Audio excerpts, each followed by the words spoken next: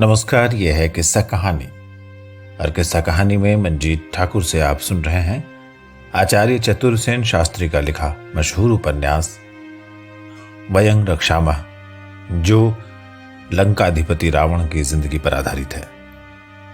आज आपको सुना रहा हूं इस उपन्यास का 5वां अध्याय, जिसका शीर्षक है प्रलय। मसीह से लगभग 3200 वर्ष पहले ये जगत विख्यात प्रलय हुआ था, जिसका वर्णन संसार की सब प्राचीन पुस्तकों में है। इस प्रलय का वर्णन हमारे ब्राह्मण ग्रंथों तथा पुराणों में तो है ही, प्राचीन पर्शिया के इतिहास लेखक जेनेसिस ने भी इस संबंध में बहुत कुछ लिखा है। यह प्रलय संभवतः वर्तमान मेसोपोटामिया और पर्शिया के उत्तर पश्चिम प्रदेश में हुआ था। पाठक यदि नक्शे में ध्यान से देखेंगे तो उन्हें पता लगेगा कि पर्शिया का ये भाग दक्षिण में फारस की खाड़ी और उत्तर में काश्यप सागर से दबा हुआ है। पर्शिया के पश्चिमोत्तर कोण में जो आर्मीनिया प्रदेश है, वहां के बर्फीले पर्वतों से फरात नदी निकलकर मेसोपोटामिया में आई है, जो मेसोपोटामिया की खास नदी है। ये नदी बहुत बड़ी और विस्तार वाली है। मेसोपोटामिया में और भी नदियां हैं। शतुल अरब ऐसी नदी है जिसमें समुद्र में चलने वाले जहाज आ जा सकते थे। कहते हैं कि प्राचीन बसरा नगर, जो ईसा की 6वीं या 7वीं शताब्दी में बसाया गया था, उसमें 1,20,000 नहरें थीं जिनमें नावें चलती थीं। इससे हम समझ सकते हैं कि ये नदियां समुद्र के समान ही गहरी और बड़ी थीं। संभवतः बर्फ का बांध टूटकर इसी दजला नदी में बाढ़ आई और उस प्रदेश को, जो फारस की खाड़ी और काश्यप सागर के बीच है, समूचा डुबो दिया। इस भूस्थल में कुछ ऐसे स्थल थे जो समुद्र तल से 18,000 फुट तक ऊंचे थे।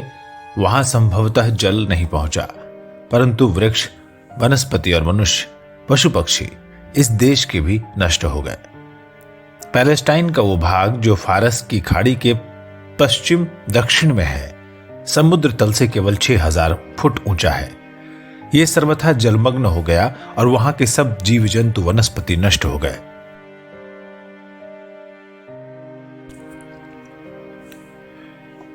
यह नष्ट होने वाली जाति अर्राट थी, जो महाराज अत्तिराति जानंतपति की वंशज थी। दक्षिण रूस का नाम उन दिनों उत्तर मद्र था। यहीं से मद्र मेडेज ईरान में आए थे, जिनके वंशधर महारथी शल्य मद्रपति महाभारत संग्राम में सम्मिलित हुए थे। इस प्रलय में सारा ईरान जलमग्न हो गया और वो मृत्युलोक बन गया। उस प्रलय का कारण वहां के किसी ज्वालामुखी का विस्फोट था। ज्वालामुखी के स्फोट से बर्फ की चट्टानें टूट गईं और दजला नदी का उद्गम, काश्यप सागर और फारस की खाड़ी, इन सब ने मिलकर ईरान को जलमग्न कर दिया।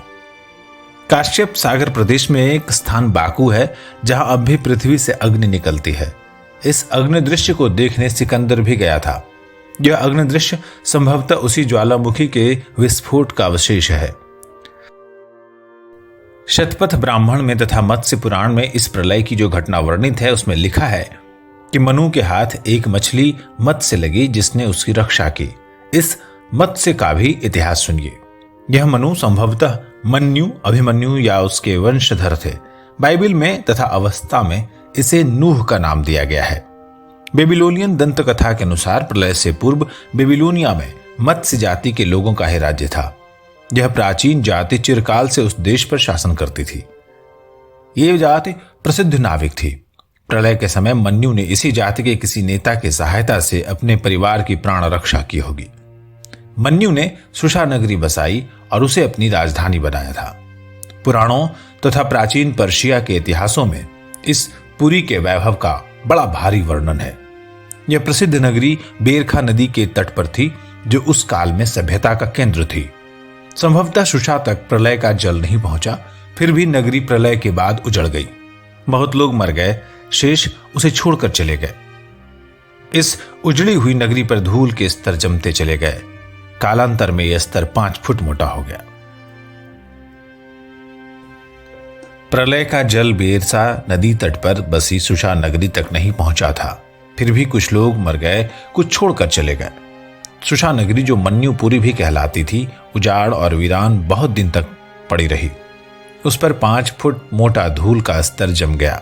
इसके बाद जब स्वयं भूव मनु के अंतिम प्रजापति दक्ष का अधिकार समाप्त हुआ, तब दक्ष की पुत्री अदिति का पुत्र वरुण, सूर्य का सबसे बड़ा भाई, सुषा नगरी में आया। उसने उसे खुदबाकर साफ किया, धूल मिट्टी दूर की, ऊंची नीची भूमि समथर की, रुके हुए जलों को नहर खुदवाकर समुद्रों में बहा दिया और सुषा प्रदेश और मेसोपोटामिया में आदित्यों की बस्तियां बसाईं। पाठकों को ज्ञात हो कि अदिति से मरीचि को 12 पुत्र हुए जो आदित्य कहलाए। वरुण उनमें सबसे बड़े और सूर्य सबसे छोटे थे। परंतु आगे चलकर जैसे सूर्य कुल ने आर्य जाति का निर्माण किया, उसी प्रकार वरुण ने सुमेर जाति को जन्म दिया। पाश्चात्य जन वरुण को लॉर्ड क्रिएटर कहते हैं, जिसका अर्थ है देव, करतार, ब्रह्मा। अवस्था में वरुण को अरुंजद कहा गया है। इलोहिम, इलाही भी वरुण ही को कहते थे।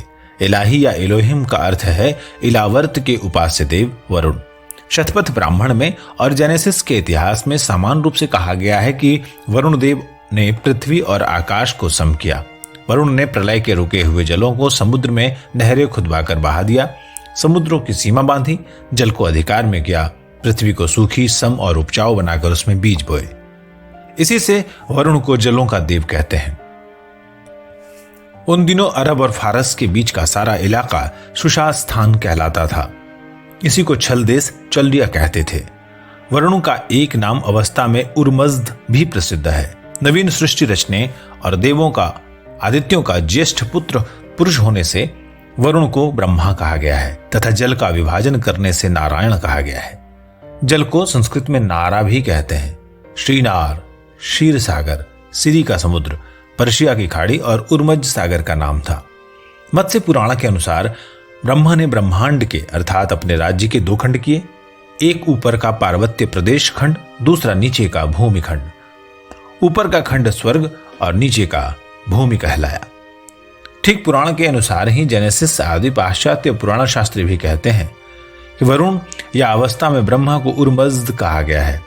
उर महाद्य का यह बिगड़ा हुआ नाम है जो पुराणों में आया है।